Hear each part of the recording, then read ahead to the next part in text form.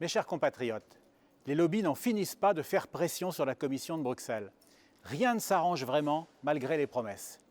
En 2019, les eurodéputés RN se sont opposés à la nomination de Mme Goulard comme commissaire européen. Cette candidate du président Macron avait en effet perçu pendant des années une rémunération d'un lobby américain, l'Institut Berggruen, et lui aurait vraisemblablement renvoyé l'ascenseur une fois nommée. Cette année, on a découvert il y a 2 semaines que l'ex-commissaire au budget, l'Allemand Oettinger, avait décroché 13 emplois dans des grandes entreprises pour monnayer son réseau d'influence.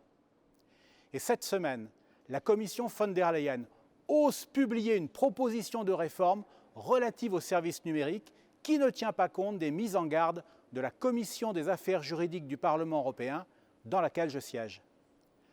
Contrairement à notre avis, elle veut laisser les grandes plateformes, autrement dit les GAFA, continuer à utiliser la publicité ciblée que nous jugeons trop invasive. Et elle veut les autoriser à organiser la censure des internautes alors qu'on estime que les autorités publiques devraient reprendre la main. Manifestement, les GAFA ont bien travaillé auprès des commissaires. Il faut protester contre ce lobbying effréné qui génère des conflits d'intérêts. Mais il faut aussi agir.